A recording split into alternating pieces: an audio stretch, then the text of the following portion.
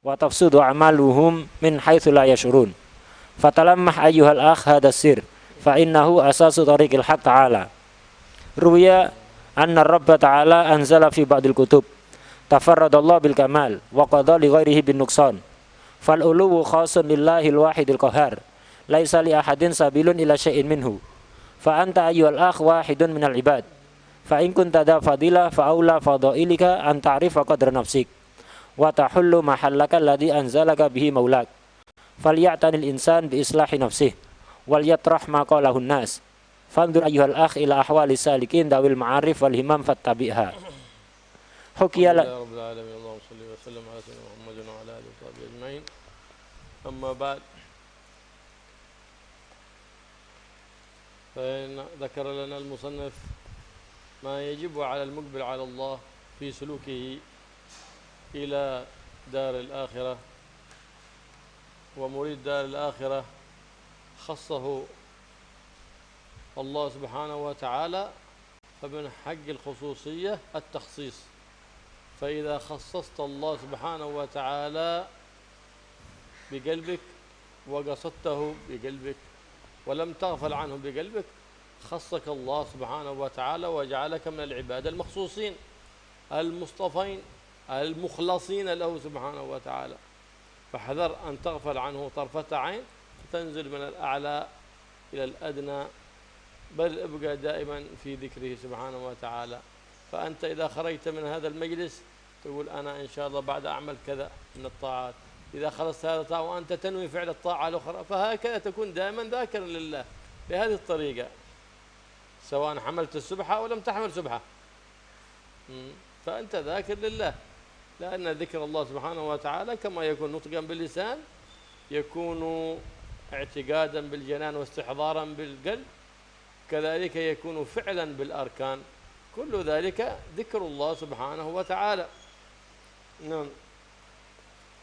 لكن احذر، هناك مسألة يصطاد بها الشيطان كثير من الأخيار، وهو أنه يطمح، ألا يتحذر هذا العبد المقبل على الله بصدق الهمة أن يطمح نظره أن ينازع شيئا من صفات الربوبية سبحانه وتعالى. فإن الله سبحانه وتعالى يقول: العظمة إزاري والكبرياء ردائي فمن نازعني فيهما شيء قصمته. انتبه، تنازع صفات الجبار، صفاته سبحانه وتعالى. فإن الله سبحانه وتعالى يمقت كل متكبر جواظ أي غليظ مغرور يبغضه الله سبحانه وتعالى. فلا يخطر في بالك شيء من ذلك، فلا ترى لنفسك فضلا على أحد، ولا ترى أنك أفضل من أي أحد من خلق الله حتى من الحيوان. الله أعلم. إن ختم لك بخاتمة حسنة فأنت أحسن من كل الحيوانات هذه، وإن ختم بخاتمة سيئة والعياذ بالله فتلك الحيوانات خير منك، لأن الله يقول لها كوني ترابا وأنت قال تعالى هناك أمامك حساب، ما هو تراب. فالاستطالة على الناس وظلمهم والبغي عليهم هذا مما حرمه الله، مما حرمه الله.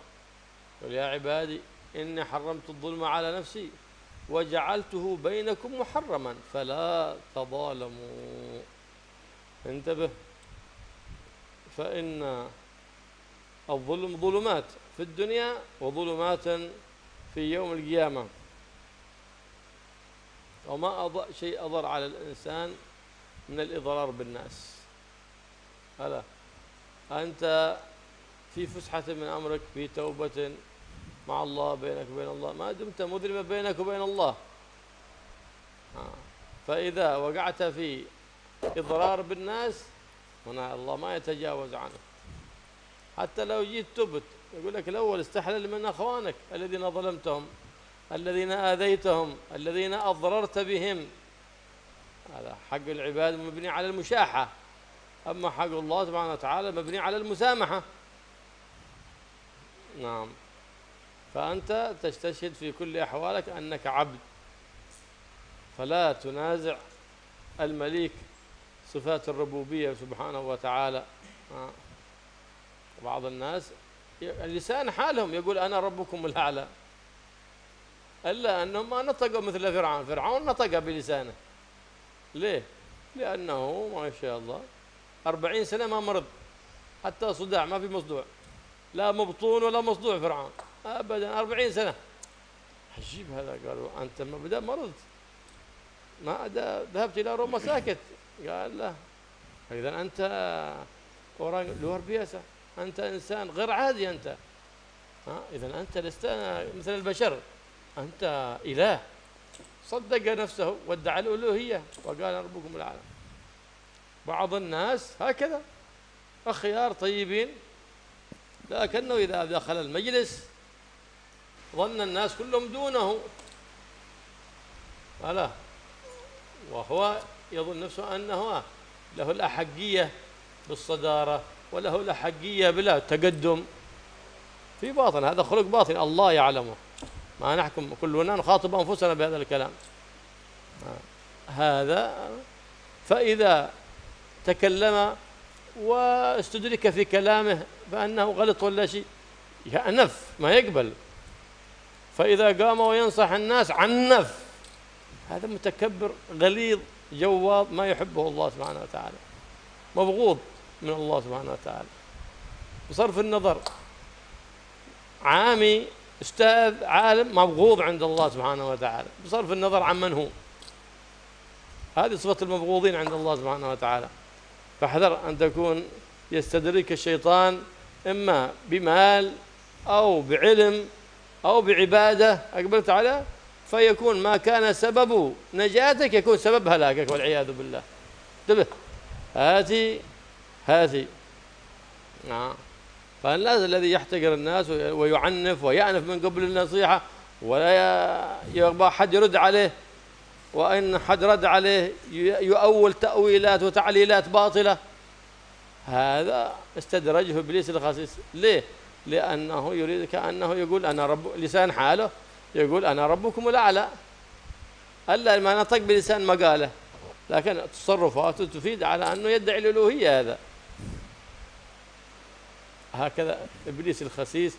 كم من أحد من الأخيار الطيبين خدعهم، الذين ما تسلكوا على أيدي الأخيار الطيبين من العلماء العاملين، استدرجهم بحبل غروره فأوقعهم في المهالك وأوصلهم إلى دار مالك وهم يريدون دار رضوان ما بغوا دار مالك من حيث لا يشعر.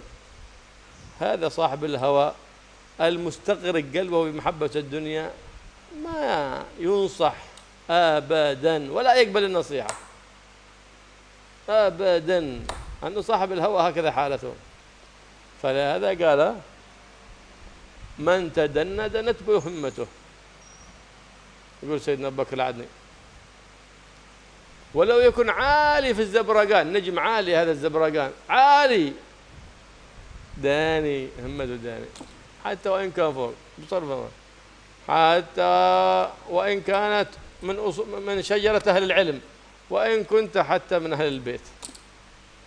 انتبه، هاتي ومن تدنى دنت به همته، وإن يكون عالي في الزبرقان حتى. انتبه، لا تغتر بالنسب ولا تغتر بالعلم ولا تغتر بالعبادة، فإن الله سبحانه وتعالى فضله على عباده لا ينقطع. ولا تستحقر أحد، فإن فضل الله في كل أحد، فاحسن الظن في كل أحد، تظفر بالمدد من كل أحد وبالخير من كل أحد، فلا تكن محروم أبدا. كلهم بيمدونك، اللي تعرفهم واللي ما تعرفهم، اللي في بلادك واللي خارج بلادك، كلهم يعطون، لكن احسن الظن في الكل ولا تستنقص من أحد، فحينئذ تظفر بكل فضيلة عند أي أحد. هذه طريقة السلف الصالح رضي الله تعالى عنهم وأرضاهم.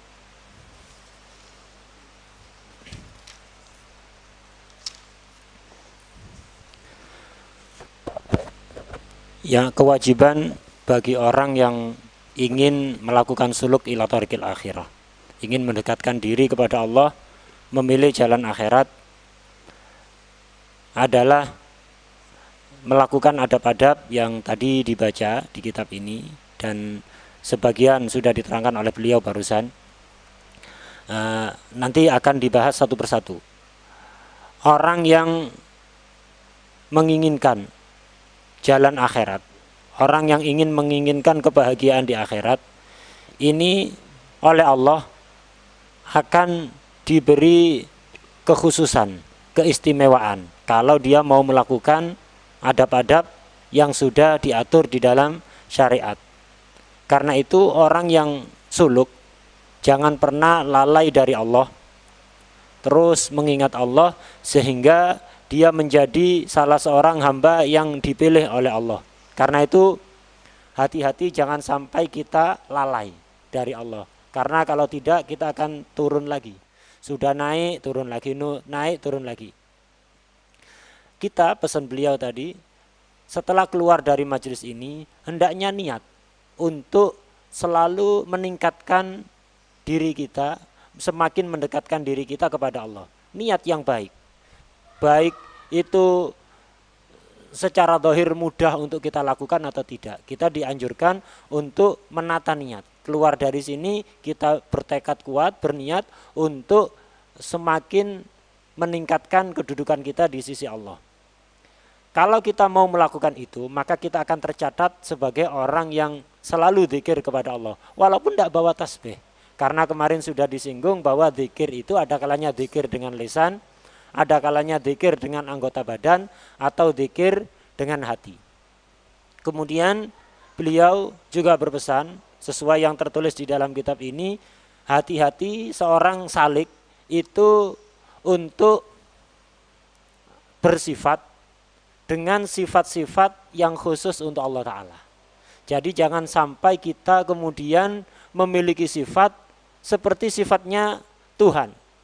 Misalnya merasa besar, sombong, merasa lebih baik daripada yang lain. Ini hati-hati.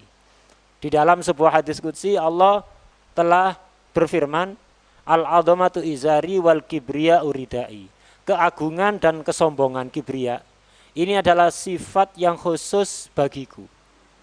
Izar, rida itu adalah kinayah. Jadi keagungan dan kibriya ini adalah sifat yang khusus bagiku, khusus untukku. Siapa yang berusaha memiliki dua sifat itu akan aku hancurkan dia. Ini firman dari Allah Subhanahu wa taala. Dan Allah itu sangat benci, sangat murka kepada seorang hamba yang memiliki sifat sombong, sifat keras, kemudian punya sifat hurur.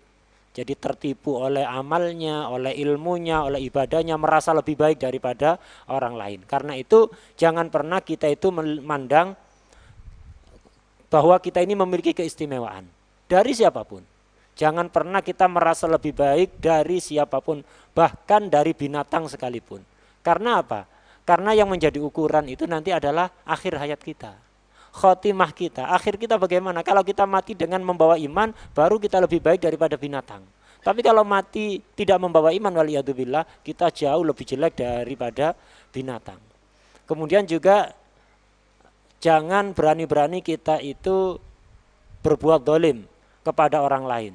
Perbuatan dolim ini termasuk perbuatan yang diharamkan oleh Allah. Di dalam sebuah hadis dikatakan, ya ibadi inni haramtu dzulma ala nafsi wa ja'altuhu muharraman. Wahai hamba-hambaku, sesungguhnya aku mengharamkan perbuatan dolim atas zatku sendiri. Dan aku menjadikan perbuatan dolim itu sesuatu yang haram. Karena itu janganlah kalian saling dolim. Dalam hadis yang lain dikatakan, adzulmu dzulumat fil akhirah.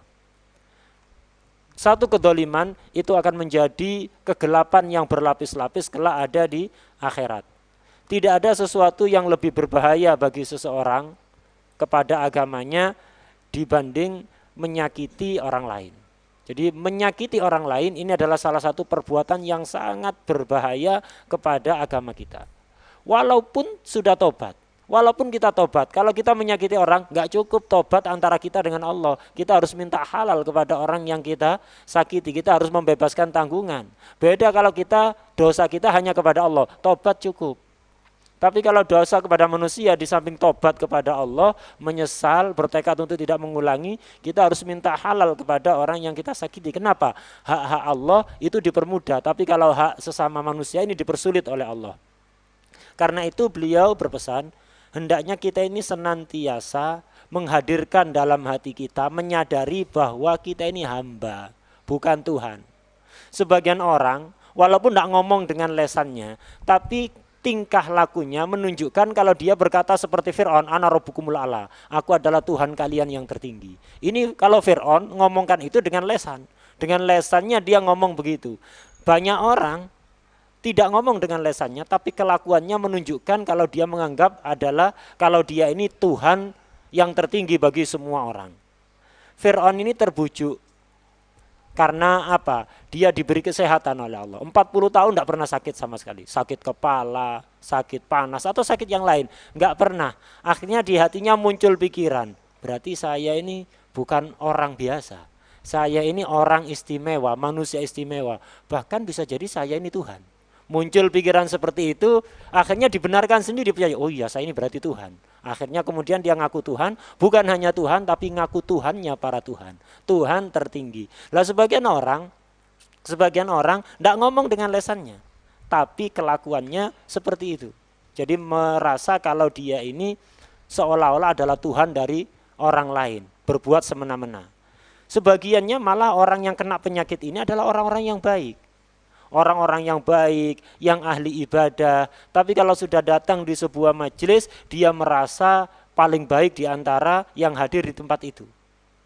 Nah, dan ini adalah akhlak di dalam hati, bukan akhlak di dalam dohir. Walaupun dohirnya seolah-olah gaya tawaduk, tapi setiap kita mari mengoreksi hati kita sendiri. Kita nggak usah menilai orang lain. Kita cukup koreksi hati kita. Apakah ada perasaan seperti itu? Bahwa kita merasa lebih baik dari orang lain. Orang yang punya sifat ini, di antara tanda-tandanya, ini untuk mengoreksi diri kita, bukan mengoreksi orang lain. Ketika punya pendapat, ketika berkata sesuatu, kok ada yang bantah, ada yang gak setuju, di hatinya terasa berat. Di hatinya terasa berat. Jadi kalau omongannya dibantah, omongannya ditolak, di hatinya terasa berat. Loh, kok ditolak saya? Nah ini golongannya Fir'aun ini. Orang yang menganggap dirinya adalah Tuhannya para Tuhan. Orang seperti ini sangat dibenci oleh Allah Subhanahu wa taala. Baik dia orang awam ataupun ustadz. Karena itu jangan pernah terbujuk dengan nikmat yang diberikan oleh Allah kepada kita, baik itu harta benda, ilmu atau ibadah. Dan seperti itulah iblis menggoda orang-orang yang baik. Orang-orang yang baik biasanya oleh iblis digoda dari jalan ini. Jadi kadang orang ini baik, tapi itu akhirnya terbujuk, merasa lebih baik daripada orang lain. Gara-gara apa orang seperti ini tidak ditarbiyah oleh syekh yang benar. Karena itu penting sekali kita mendekatkan diri, membuat ikatan dengan syekh yang bisa mentarbiyah kita. Kalau tidak ada tarbiyah, yaitu akhirnya kita bertujuan, berusaha ibadah semaksimal mungkin, kepingin sampai kepada Darur Ridwan. Tempatnya malaikat ridwan, yaitu surga. Tapi ternyata ujung-ujungnya nyampainya ke Darul Malik, ke rumahnya malaikat Malik, yaitu neraka. Waliyadzubillah. Sayyidina Al-Imam Abu Bakar Al-Adni pernah mengatakan, orang yang menurunkan dirinya sendiri, artinya mengotori dirinya dengan akhlak yang jelek, dengan perbuatan yang tidak baik, maka dia akan dijatuhkan oleh Allah. Walaupun aslinya dia berasal dari kedudukan yang tinggi, dari bintang Zabargon dikatakan. Jadi salah satu bintang yang tinggi sekali di langit sana. Kalau dia kemudian mengotori dirinya, dia akan dijatuhkan oleh Allah. Walaupun dia asalnya nasabnya baik, bahkan kata beliau walaupun aslinya Ahlul Bait. Karena itu jangan pernah kita mengotori diri kita dengan akhlak yang jelek, perbuatan yang jelek. Dan jangan pernah kita meremehkan siapapun. Kita harus husnudzon kepada siapapun. Kalau kita mau melakukan itu, kita akan mendapatkan madad dari siapapun. Yang kita kenal ataupun tidak kita kenal. Yang ada di daerah kita atau yang ada di luar daerah kita. Tanpa sadar kita akan mendapatkan madad dari siapapun. نعم فأصحاب التوفيق الذين اصطفاهم الله سبحانه وتعالى لحسن أدبهم مع ربهم يشفقون ويخافون من أن يقاربوا صفات الربوبية، فينظر إلى كيف حسن خطابهم مع الله سبحانه وتعالى عندما قال الذي يطعمني ويسقين، قال وإذا مرضت فهو يشفين. شوفوا أسلوب الخطاب مع الله، ما قال وإذا أمرضني، وأن المرض من الله سبحانه وتعالى والشفاء من الله، لكن نسب ذلك لنفسه، والشفاء نسبه لربه سبحانه وتعالى، من باب خطاب التأدب مع خطاب الله سبحانه وتعالى.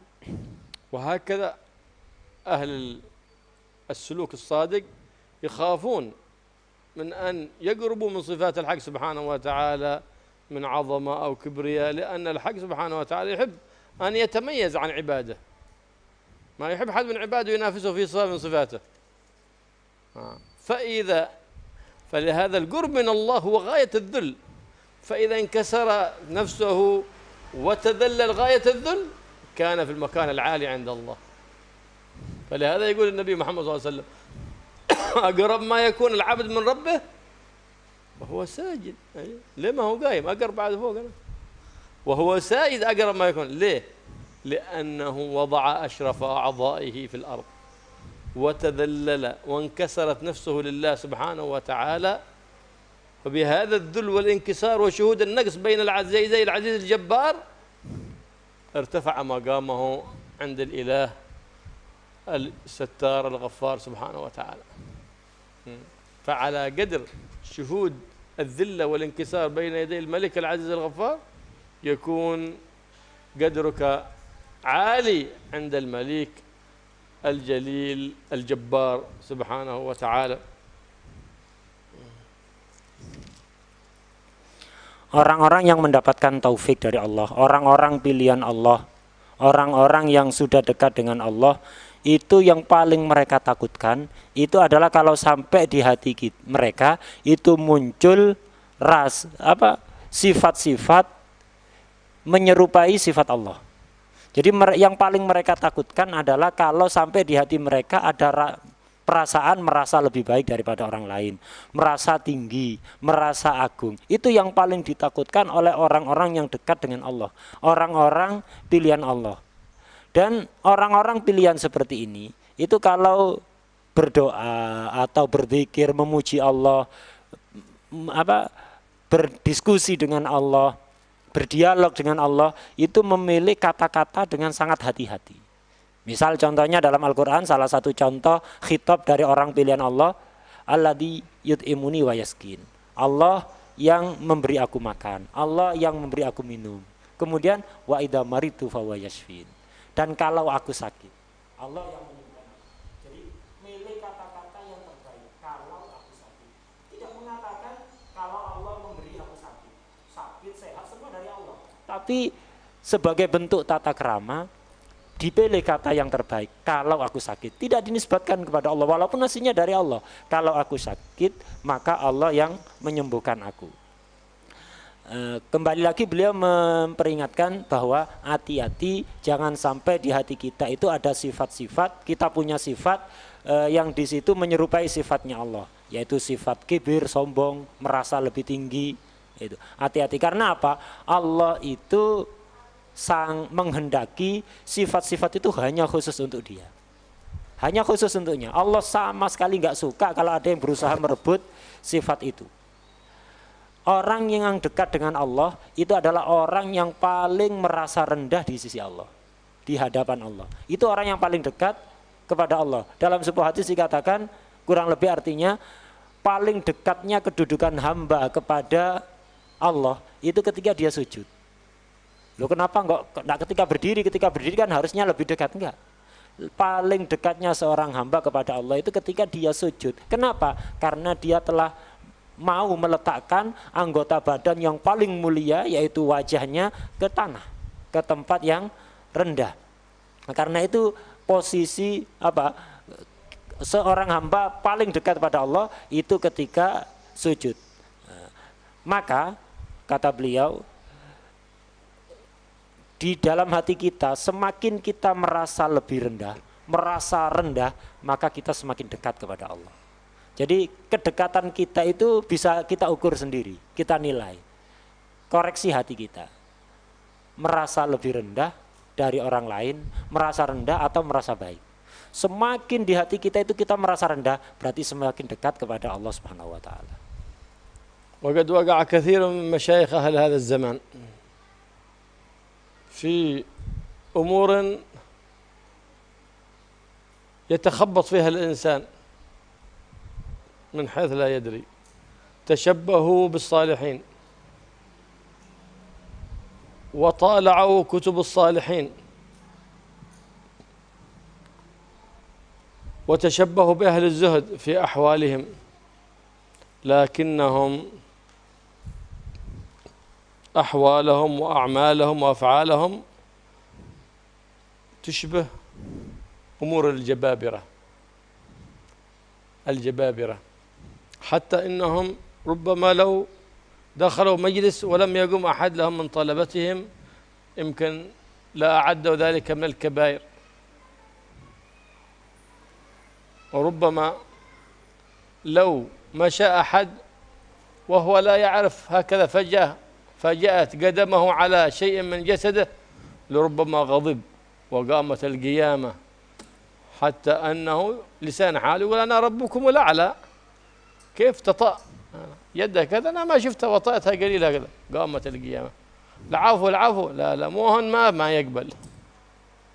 هذا مسكين تخبطت به الأمور وهو يظن نفسه أنه على الصراط المستقيم، يظن نفسه أنه سالك في طريق الصالحين. هذه أعمال الجبابرة. مرة من المرات واحد من العلماء العالمين الذين هم قدوة في كل زمن كان جالس ينتظر في شيء من الجمعة أو الجماعة، وجاء أحد من المحبين فجاءت ركبته، ما شافه عند جلوس، جاء ركبته ضربت في ركبته هكذا، واليوم التفت فيه فإذا هو هذا الشيخ الكبير هذا، فرد منه ونفر بعيد هناك. لا خاف، تعال ليش بعدت مني؟ أنا في جذام أو في برص أنا. قال لا بس عفو أنا خافه يعني.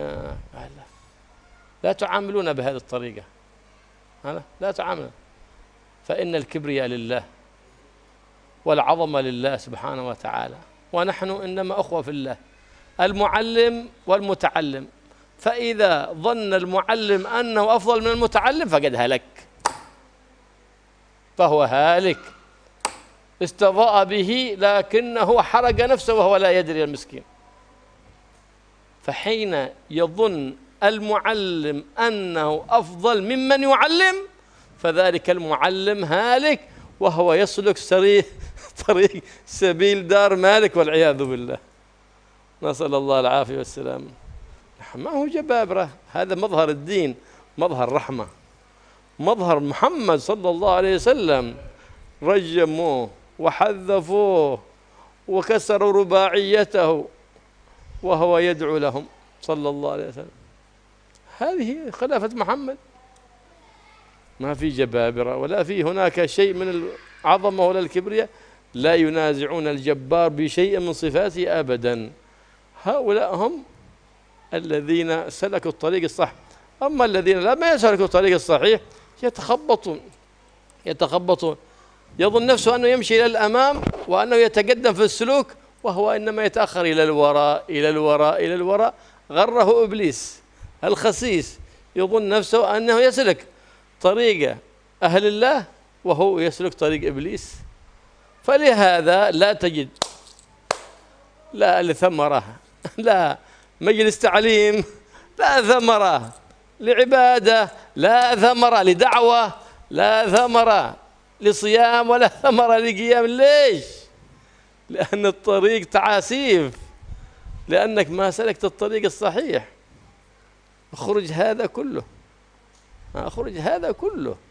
قال أحد جاء عن أبا يزيد البسطامي قال يا أبا يزيد لي 30 سنة وأنا في المجاهدات من العبادات، لكن ما طعمت شيء من العلوم هذه اللي تجيبها أنت، ولا شفت شيء ولا كشف لي شيء.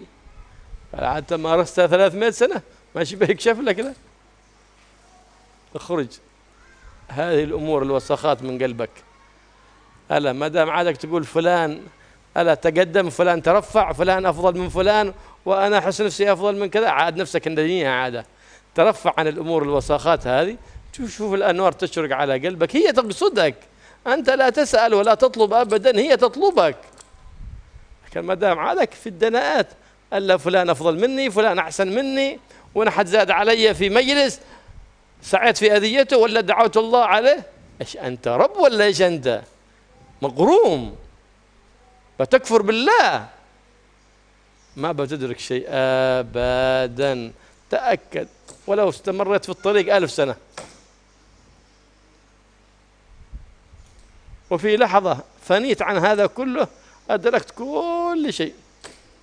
لكن ما بتستطيع إلا إذا أقبلت بقلب بريء كقلوب الصبيان، ثم نظرت إلى أهل النور فنظرت إليهم بعين البصيرة، وتسلكت على أيديهم وسمعت كلامهم، فحينئذ تتربى وتتزكى.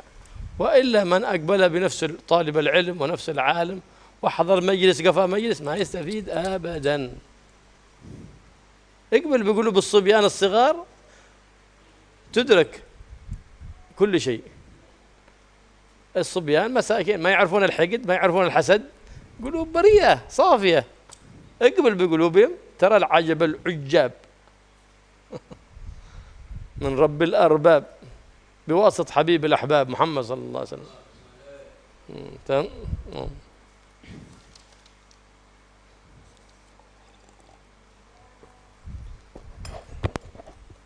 Sekali lagi beliau menekankan bahwa agar supaya kita jangan pernah kemudian berusaha merebut sifat Allah, merasa tinggi, merasa mulia dibanding orang lain. Sebagaimana yang banyak kita lihat terutama di zaman ini, bahkan para masyayikh, banyak dari mereka menyerupai orang-orang soleh, membaca kitab-kitab orang soleh, menyerupai penampilan orang-orang ahli zuhud, penampilan orang-orang soleh. Tapi halnya, tingkah lakunya, perilakunya seperti para pejabat yang diktator, yang semena-mena. Tidak mau kalau ada orang menyaingi dia, tidak mau kalau ada orang yang lebih menonjol daripada dia. Kalau ada salah satu muridnya yang punya kesalahan, kadang-kadang tidak disengaja, ini dianggap sebagai dosa yang sangat besar. Atau ada orang berjalan di depannya, oh marah luar biasa, atau jadi kiamat kubro yang besar. Lah ini golongannya orang-orang yang tidak akan pernah sampai kepada Allah. Orang lain punya kesalahan, sengaja atau nggak sengaja, minta maaf, nggak ada maaf. Jadi nggak mau memaafkan kesalahan orang lain. Kemudian menyangka kalau dirinya, menganggap kalau dirinya termasuk ulama amilin. Nah, ini sama sekali bukan termasuk ulama amilin. Kenapa? Dia orang, lebih tepat dikatakan adalah orang jababirah, orang yang semena-mena. Suatu ketika ada sebuah kisah, ada seorang ulama yang amilin, orang soleh, duduk ada di masjid, waktu itu nunggu jamaah atau jumatan. Duduk itu, kemudian ada orang awam datang, duduk sebelahnya, nggak tahu kalau ini seorang ulama besar, nggak tahu. Duduk di sebelahnya, nggak sengaja lututnya ini natap, lututnya dia ketika duduk natap, bentur ke lutut seorang syekh tadi itu, seorang yang alim tadi itu. Kemudian dilihat, kagetnya luar biasa orang awamin. Waduh, ini Syekh Fulan, orang besar. Aku nggak sengaja, jadi lututnya ini natap. Jadi dia merasa takut, merasa khawatir, akhirnya dia menjauh. Jadi merasa nggak sopan. Oh, duduk jejer bersama orang besar, ini merasa nggak sopan. Akhirnya orang awam tadi agak sedikit menjauh dari seorang syekh tadi. Syekhnya langsung manggil, sini. Kenapa kamu menjauh dari aku? Memang aku punya penyakit menular apa? Memang aku punya penyakit judam, penyakit baros. Kamu kok menjauh dari aku? Ada apa? Tidak begitu. Akhlak itu kita ini, saya dan sampean ini adalah apa? Saudara fillah. Jadi kita ini saudara, sama-sama muslim. Kenapa kok begitu? Tidak begini.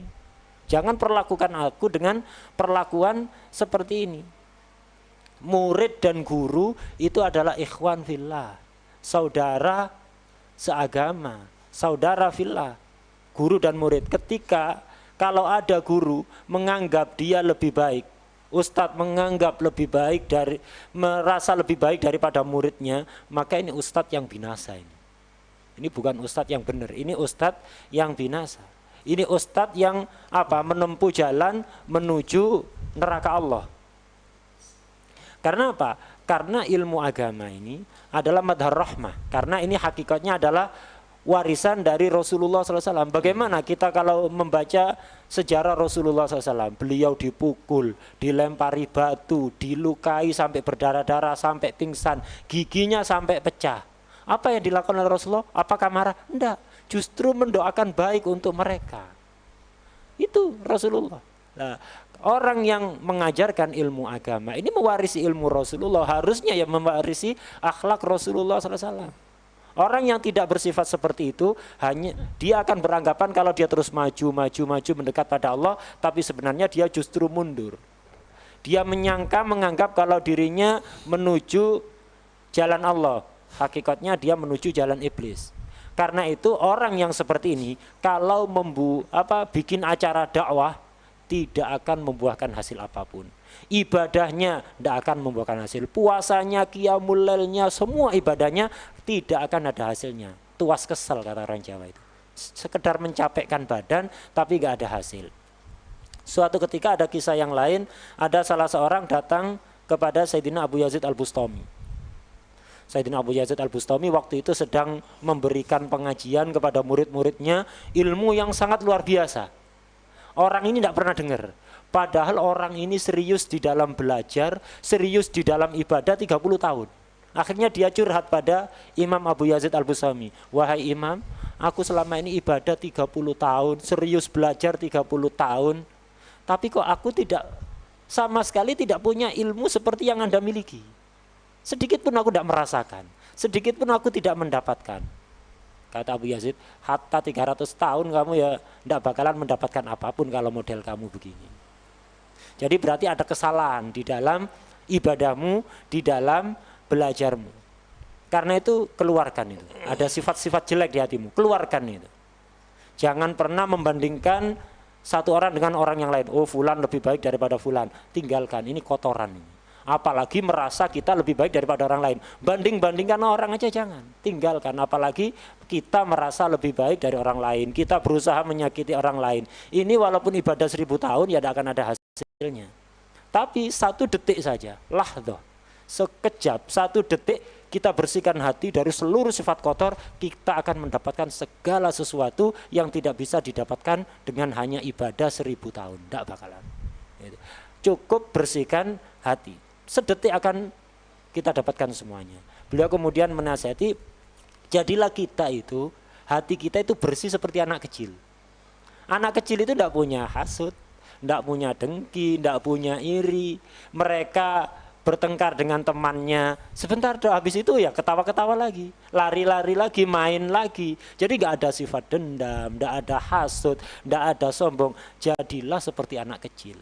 Bukan kelakuannya, tapi akhlaknya, bersihnya hati, jadilah seperti anak kecil. Kemudian hadir majelis orang-orang yang ahlun nur, dengarkan nasihat orang-orang yang ahlun nur, pandang wajah mereka, dan bersihkan hati seperti hati anak kecil. Maka kita akan melihat keajaiban yang luar biasa dari Allah Subhanahu wa taala dengan barokah Nabi Muhammad sallallahu alaihi wasallam. كذلك من الصفات المذمومة لكثير من يسلكون الطريق على غير شيخ بلا رفيق ولا ناصح الأنانية. أنا يحب يقول أنا كذا ويذكر مناقبه. هذا الصدق المذموم، هو صدق حتى لو كان صفات حقيقية، يسمى الصدق المذموم، لأن غيرك الذي يخبر عنك، لا أنت الذي تخبر عن نفسك. أنا كذا وأنا، ويذكر من مناقبه رضي الله عنه، كما هو شأن مشايخ هذا الزمان، يكتبون سيرتهم الذاتية ويكتبون لهم مناقب ولا مناقب لهم غير أنهم مواظبين على الفروض الخمسة. هذه مناقبهم أهل الزمن. ويكتب سيرته. هذا أصلا الأنانية، لا يحب إلا الشيء يقول أنا، كل شيء من تحت رأيي أنا، كل شيء حتى ولو كان هذا فعل صدق وفعل حق ما يؤيده، لأنه ما جاء من تحت نظره ولا جاء من تحت إشارته. لا، ما هذه سيرة السلف الصالح. إذا شافوا الحق وعلموا أن هذا حق أيدوه وساعدوه، سواء أسس مجلس تعليم، سواء بنى معهد، سواء عمل شيء من أمور الخير، دروا أنه على نية صالحة، ساعدوه وساندوه، ولم يقولوا لا لماذا ما شاورنا، لماذا؟ ما دامت ثبتت النية الصالحة والعمل صالح فلا بأس، نساعد ونؤيد، والمساحة للدعوة والتعليم واسعة. لماذا؟ جاء النبي صلى الله عليه وسلم كان جالسا مع أصحابه كأنه القمر بين النجوم الزهر صلى الله عليه وآله وسلم، فدخل رجل آثار النسك على ظاهر عليه، فأثنى عليه أصحاب النبي محمد صلى الله عليه وسلم خيرا، فلما أثنى عليه قال لهم إنه أرى عليه سفعة من إبليس، أرى عليه سفعة من إبليس، هذا وذا تمدحون وذا.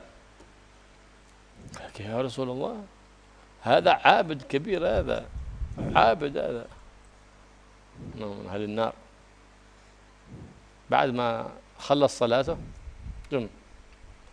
ما جاء قصد المجلس، مجلس النبي صلى الله عليه وسلم أحسن من صلاة النافلة. أنت بتولي بتصلي، أنت مجلسك مع النبي صلى الله عليه وسلم والنظر في وجه النبي محمد صلى الله عليه وسلم أفضل من عبادتك هذه. قال تعال، لما دخلت على الناس هؤلاء هل تظن أن أحد أفضل منك؟ قال لا، عند دخولي ما أعتقد أن أحد منه أفضل منك. يعتقد أنه أفضل من الناس، من محمد سيدنا محمد صلى الله عليه وسلم من الناس اللي جالسين. هذا إذا اعتقدت نفسك أن أفضل من محمد فأنت كافر. شوف كيف النفس الخبيثة كيف. فقال أني أرى عليه سفعة شيطانية، وهم أثنوا عليه هذا القائم، هذا الصايم، كذا كذا، أرى عليه سفعة من الشيطان. هذا كيف؟ قال انتظر. نادى بعد ما خلص، هل تظن أن أحد أفضل منك من هذا المجلس؟ قال عندما دخلت. قال لا، هي سفعة الشيطان، يظن نفسه أنه أفضل منه، بل يكون والعياذ بالله في سوء الخاتمة سبب، هذا يكون سبب في سوء الخاتمة. كان أحد من أذكى الطلبة عند أحد من العلماء الكبار، لما حان وفاته مات على الردة والعياذ بالله، مات على غير الإسلام. فتعجب هذا الشيخ ابن عربي أو غيره كان، فقال عجيب، هذا من أنبغ تلامذتي ومن أذكاهم، كيف تكون خاتمته سيئة هكذا؟ فتوجه بينه وبين الله في آخر الليل إلى الله، يا رب أرني حال هذا التلميذ، وما هو حتى آل على نفسه أنه لا يطعم الطعام حتى يرى ويجتمع به بروحه ويسأله عن حاله، فأراه الله سبحانه وتعالى إياه، فقال يا ولد ما لك مت على ميتة السوء، ميتة الكلاب؟ قال يا شيخ بخصلتين كانت في لا يعلمها إلا الله. الأولى عند كنتم أحضر المجلس عندكم أنا لا أرى أحد في الحلقة أفضل مني، أني أفضل منهم كلهم، أنهم كلهم دوني ذكاء وعلما. والخصلة الثانية ابتليت بمعصية من المعاصي وكنت أفعلها سرا ولا يعلم بها أحد إلا الله سبحانه وتعالى، ومت ولم أتب منها. ابتليت بشيء من المعاصي الذي أعملها سرا ولم أوفق للتوبة منها حتى مت وأنا لم أتب من تلك المعصية. فالمعاصي بريد الكفر والعياذ بالله، إلا إذا تداركتها بالتوبة في الحال تدارك، حتى لا تنكت نكتة سوداء فيسود قلبك ويظلم. بهذين الخصلتين قال كانت سبب سوء الخاتمة عند الموت والعياذ بالله. نسأل الله العافية والسلامة. هذا ورد عن الحق سبحانه وتعالى أنه قال في بعض الكتب المنزلة: تفرد الله بالكمال، تفرد الله بالكمال وقضى لغيره بالنقص. الكمال لله وقضى لغيره بالنقص سبحانه وتعالى، فهو المنزه عن جميع النقائص، المتصف بجميع الكمالات. عقيدة يجب على كل موحد يعتقدها. ثم جاء الإنسان الكامل محمد، كمله الله وجعله مظهرا لهذا الكمال بكمالات الله سبحانه وتعالى. نبينا محمد لا ينازع الرب سبحانه وتعالى صفاته، لأن الله أعطاه وقال: سبحان الذي أسرى، وما قال محمد سريت. الله يقول: سبحان الذي أسرى بعبده. سيدنا محمد قال ما قال أنا سريت، أنا البارح رحت، أنا البارح جيت، ما قال. الله قال: سبحان الذي أسرى. فالله الذي أخبر عن حبيبه محمد صلى الله عليه وسلم قال بعبده، لأنه قاله: يا عبدي يا محمد، يا حبيبي يا محمد، بماذا أناديك؟ ما قال: ادعني بسيد الأنبياء والمرسلين، ادعني بيا حبيبي، ادعني بيا خليلي. قال: لا يا رب، بماذا أناديك يا حبيبي؟ قال: نادني بعبد، فإنه أحب اسم أن تضيفني إلى عبوديتك. شوف كيف لما نزل رفعه الله فوق فوق فوق، عالي عالي، نزل تحته، فأعطاه الله المقام العالي الذي ما بلغه نبي مرسل ولا ملك مقرب. لأنه زي قال: إيش ناديك؟ قال: عبد. فقال: بعبده. فخيره الله أن يكون ملكا نبيا أو يكون نبيا عبدا، فقال: اخترت أن أكون نبيا عبدا لا نبيا ملكا. نزل تحت فأعطاه الله العالي وكل غالي. هكذا شأن المصطفى الهادي صلى الله عليه وآله وسلم.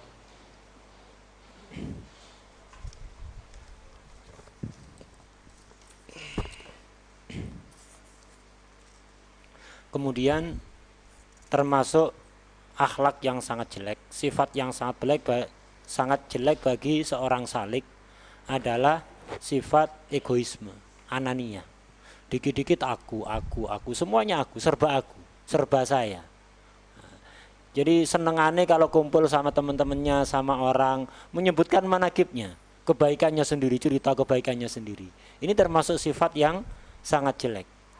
Seandainya itu benar, memang dia baik, apa yang diceritakan itu semuanya benar, ini adalah jujur yang jelek. Jadi nggak semuanya jujur itu baik. Ada jujur yang jelek. Apa jujur yang jelek? Ketika orang itu baik dan sukanya menceritakan kebaikannya dia. Apalagi kalau bohong. Ini seandainya benar, ini adalah sidik yang madmum. Jujur yang jelek. Yang menceritakan kebaikan seseorang itu biarkan orang lain, bukan kita menceritakan kebaikan kita sendiri. Apalagi kalau kita manakib kita hanya apa? Manakibnya karena radhiyallahu anhu yuadib ala salawatil khamas. Dulu fulan radhiyallahu anhu ini menjaga salat 5 waktu. Manakibnya cuma itu dibangga-banggakan. Itu menjaga salat. Semua orang Islam menjaga salat 5 waktu. Itu dibangga-banggakan. Termasuk sifat egoisme, sifat anania, yaitu ketika orang itu dalam hati ada rasa nggak suka.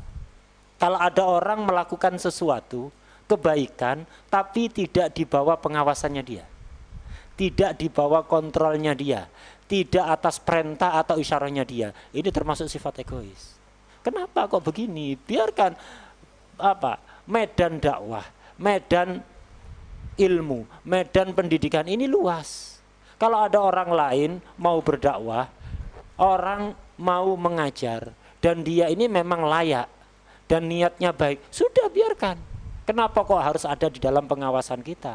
Ini termasuk sifat anania yang bisa merusak suluk seseorang. Ada sebuah kisah, dulu ketika Nabi sedang duduk bersama para sahabat, Nabi menyampaikan mauidhah, nasihat, tiba-tiba ada orang datang. Ada orang datang yang mana orang ini dikenal oleh para sahabat sebagai orang ahli ibadah. Dan tanda-tanda dia ahli ibadah itu sangat nampak sekali. Semua sahabat memuji orang ini yang datang ini, dipuji. Sahabat semuanya muji-muji. Tapi Rasulullah bilang, dia ini golongan setan. Semua sahabat muji, tapi Nabi mengatakan dia ini golongan setan. Sahabat bingung, wahai Rasulullah, ini orang ahli ibadah ini, Masya Allah, ibadahnya luar biasa. Kata Rasulullah, dia penghuni neraka. Dia penghuni neraka. Padahal sahabat mengenal ahli ibadah. Akhirnya oleh Nabi dibiarkan dulu, nanti mau dijelaskan. Orang ini ketika datang, padahal Nabi waktu itu sedang ada semacam pengajian gitu bersama para sahabat. Orang ini datang bukan gabung sama pengajiannya Nabi, duduk mendengarkan nasihatnya Nabi, malah sholat sunat. Memandang wajah Nabi jauh lebih baik daripada sholat sunat, daripada ibadah kita. Hadir pengajian Nabi jauh lebih baik daripada kita melakukan ibadah-ibadah sunat. Gitu. Orang ini enggak sholat sunat. Kemudian setelah selesai sholat ditanya oleh Nabi, dipanggil tanya, sini kamu. Kamu sekarang saya tanya, dari semua orang yang hadir ini, ada enggak yang lebih baik daripada kamu? Oh, enggak ada. Siapa yang lebih baik daripada saya?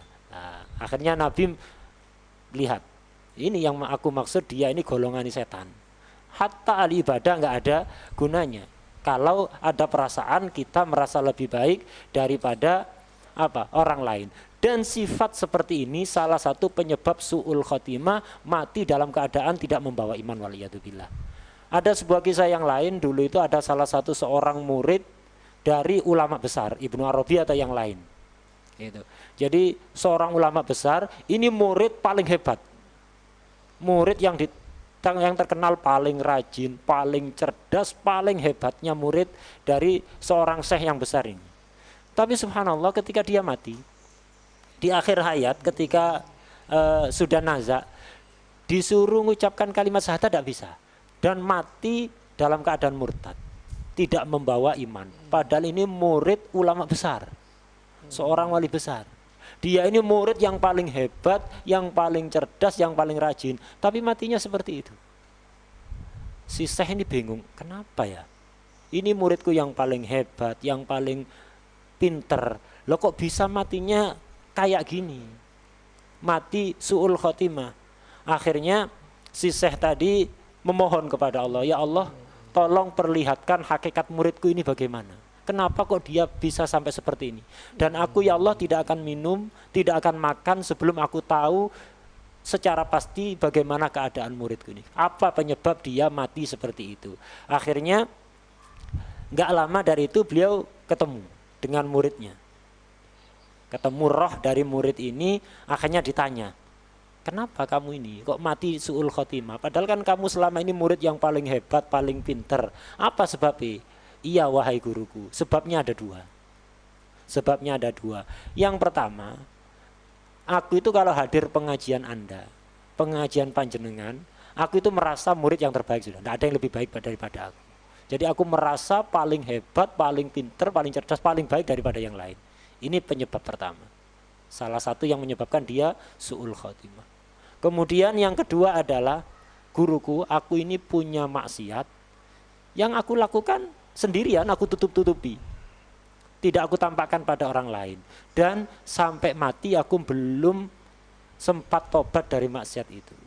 Nah, jadi ada salah satu maksiat yang yang dia lakukan belum sempat ia bertaubat. Ini salah satu penyebab dia mati su'ul khotimah. Karena itu hati-hati, maksiat ini adalah baridul kufur, posnya kekufuran yang bisa mengantarkan seseorang kepada kekufuran, kecuali kalau dia ada kesempatan untuk bertobat. Kemudian di kitab ini tadi disebutkan Allah tidak pernah berfirman dalam sebagian kitab yang terdahulu, kitab suci yang terdahulu sebelum Quran, dikatakan tafarradallahu bil kamal.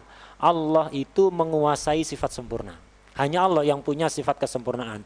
Wa qada li ghairihi bin nuqsan, dan Allah menetapkan kekurangan bagi semua siapapun selain Allah. Kesempurnaan hanya milik Allah. Selain Allah semuanya memiliki kekurangan. Sampai akhirnya datang Rasulullah Nabi Muhammad SAW. Nah, ini adalah makhluk yang disempurnakan oleh Allah. Yang disempurnakan oleh Allah. Di antara sifat yang menonjol dari Nabi Muhammad ini apa? Sama sekali tidak berusaha merebut sifat Allah. Seorang hamba yang paling pol tawaduknya, makanya dijadikan hamba yang sempurna. Jadi Nabi ini tidak punya sifat egoisme, tidak pernah menisbatkan apapun kepada dirinya sendiri. Misalnya ketika peristiwa Isra, dalam Al-Quran Allah berfirman, Subhanalladzi asra bi abdihi.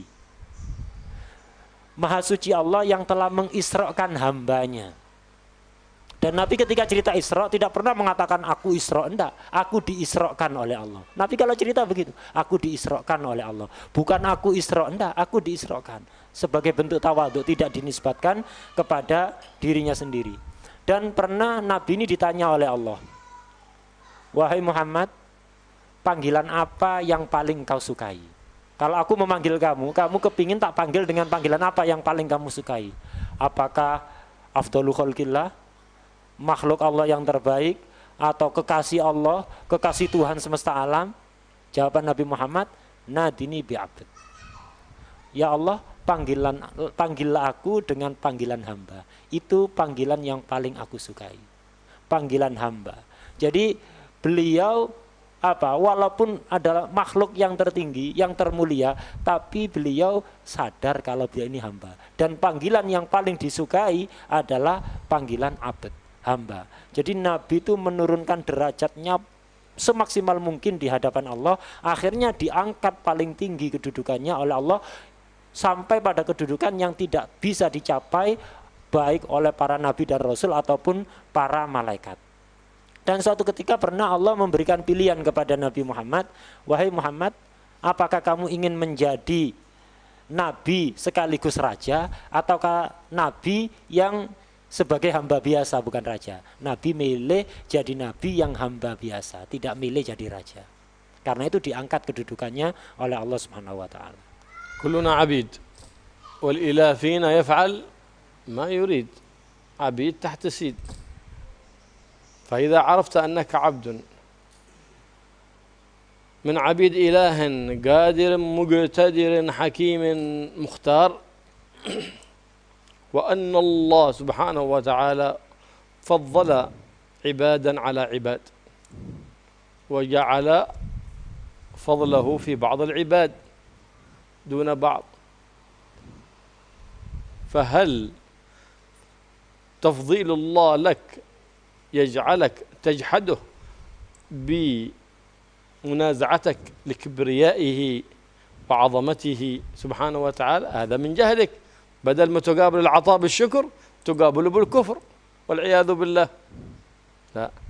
فإذا عرفت أنك أعطاك الله فضلا، وأن الله أكرمك، وأن الله أعطاك، وأن الله فضلك على كثير من عباده، فأول فضيلة تعرفها معرفتك قدر نفسك.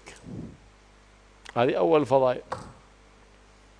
تعرف نفسك بالذلة والانكسار والافتقار للعزيز الجبار سبحانه وتعالى، فحينئذ تعرف ربك بالكمال والقدرة والعظمة والكبرياء سبحانه وتعالى. فهذه أول فضيلة. إن كان عرفنا لا فتعتني بنفسك وتطرح كل ما يقوله الناس عليك. الناس يمدحونك ما يعرفونك، أنت أعرف بنفسك. إن مدحنا الناس كلهم أنا أعرف بيني وبين نفسي أن أنا مرعبل، أنا إنسان عبد سوء. ما ينفعنا هذا، ما ينفعنا. فالأحمق الذي يفرح بمدح الناس بوصف هو ليس فيه، بل هذا وصف المنافقين، يحبون أن يحمدوا بما لم يفعلوا كما وصفهم الله في القرآن. لا. فإذا مدح بما ليس فيه انكسر قلبه.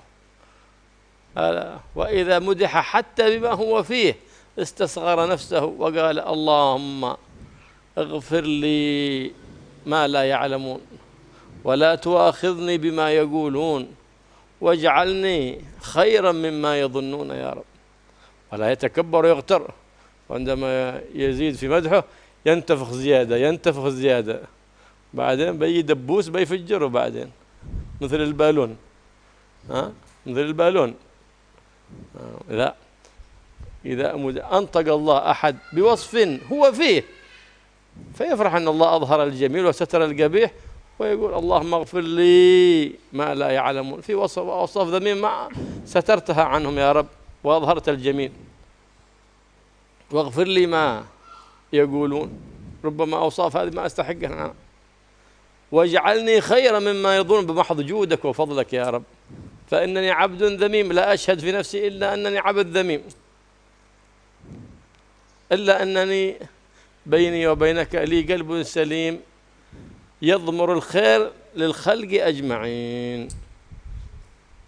فيسأل الله بهذا القلب السليم حتى يرحمه الله سبحانه وتعالى ولا يكون عبدا ذميم. نعم، ينبغي لك أنت أن تشهد في نفسك أنك عبد ذميم، لكن لا تكون ذميم بحيث أنك تعتقد نفسك أنك فيك شيء تنازع الكبرياء والعظمة الرب سبحانه وتعالى، هذا غلط. أما المطلوب من كل إنسان نعم يشهد بنفسه أنه عبد ذميم، ألا يستصغر نفسه بينه وبين الله سبحانه وتعالى، لكن يعمل أعمال الرجال الكبار بينك وبين ربك. نعم، فينظر الإنسان بعد ذلك في سيره وفي سلوكه إلى مناقب الصالحين وسير الأولياء من العلماء العاملين، فحينئذ يتزكى ويتعرف، وهكذا صدقت صدقت صدقت فيسلك طريقهم، فوجه الله سبحانه وتعالى لتعدي هذه العقبات التي تعترض غالب المريدين في طريقهم، يوفقه الله لتخطيها، أو يقيد الله سبحانه وتعالى له من يأخذ بيده فيتخطى تلك العقبات فيسلم في طريقه حتى يذوق طعم الإيمان وطعم مناجاة الرحيم الرحمن، ويذوق اللذة في الاقتداء بحبيب الرحمن سيد الأكوان محمد صلى الله عليه وآله وسلم.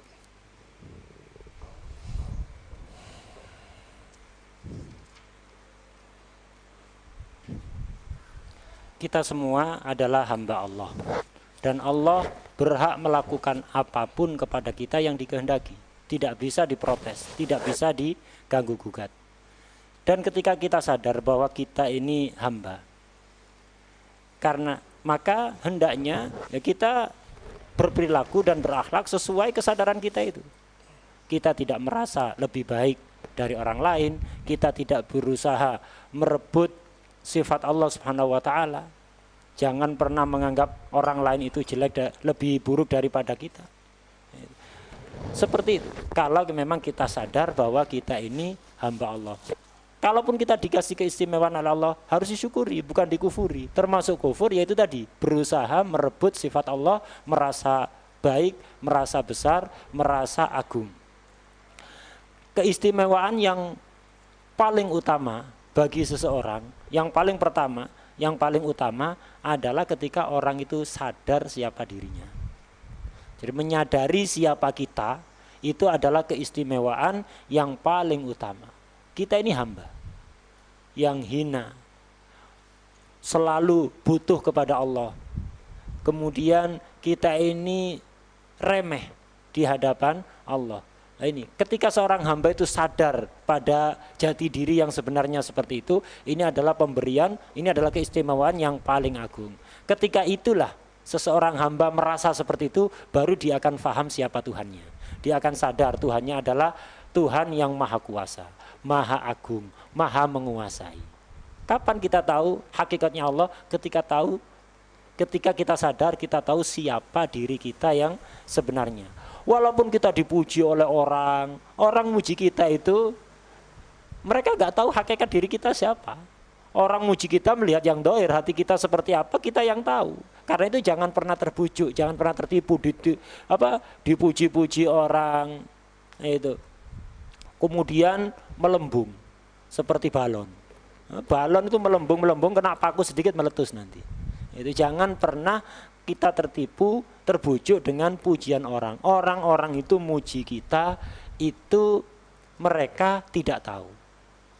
Baik sifat yang pujian orang kepada kita itu memang benar adanya, atau apalagi tidak ada. Jangan pernah senang dengan pujian orang. Ini akhlaknya orang munafik. Orang munafik dikatakan dalam Al-Quran, yuhibbuna yuhmadu bima lam yaf'alu. Mereka senang kalau dipuji dengan kebaikan yang mereka sebenarnya tidak melakukan.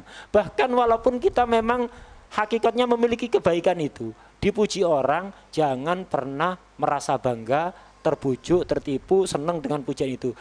Tapi hendaknya ketika kita dipuji oleh orang, dan walaupun kebaikan itu ada kepada kita, hendaknya kita itu nangis kepada Allah, merasa rendah, merasa hina, dan berdoa kepada Allah, Allahumma firli ma la ya'lamun.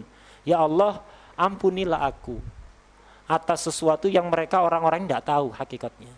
Wala tu'akhidni bima yaqulun, jangan kau siksa aku dengan apa yang mereka katakan, pujian-pujian yang tidak berhak disandangkan kepadaku.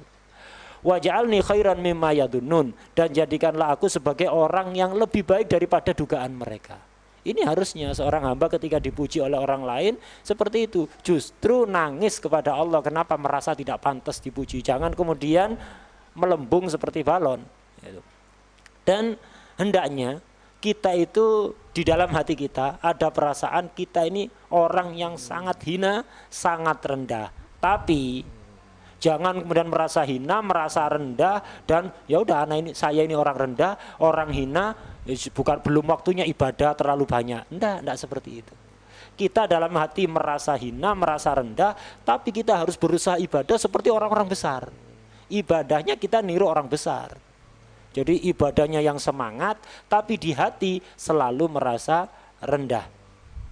Kemudian kita juga dianjurkan untuk membaca sejarah orang-orang soleh, agar supaya kita sedikit demi sedikit bisa niru mereka, sedikit demi sedikit. Kalau kita serius seperti itu, maka suatu saat Allah akan memberikan pertolongan kepada kita untuk melewati segala rintangan yang bisa menghalangi kita untuk sampai kepada Allah, untuk wusul kepada Allah. Ima kita langsung bisa diberi taufik oleh Allah langsung sampai, atau nanti Allah akan ngutus orang, ngirim orang yang akan nuntun kita untuk melewati segala rintangan itu, sehingga kita bisa sampai kepada Allah dan merasakan nikmatnya iman. Allah yajudz al-iman fi qulubina wa yuwaffiqna lit-tabassur بعيوب أنفسنا وإصلاح عيوبنا ويصلح منا ما نقص يا رب العالمين، يقضي حاجاتنا ويستر عيوبنا يا رب العالمين، ويوفقنا لإصلاحها يا رب العالمين، ويوفقنا لما يرضي عنا، ويجنبنا كل ما يسقط عنا، ويجعلنا في حصن حصين من جميع الأذيات، وفي حرز المكين من الذنوب والخطيئات، بجاه النبي محمد سيد السادات. يصلح لنا القلوب الظاهرات والباطنات، ويوفقنا للتخلي عن كل خلق ذميم، والتحلي بكل خلق حميد كريم، بجاه محمد الرؤوف الرحيم، انه على ما يشاء قدير بالاجابه الجدير. وصلى الله عليه وسلم. الحمد لله رب العالمين. يسر الفاتحه الى حضره النبي محمد صلى الله عليه وسلم. الفاتحه. الضالين من اول يا اخر اخر يا رحمن ارحمنا والمحبين. صلى الله عليه وسلم. الحمد لله رب العالمين.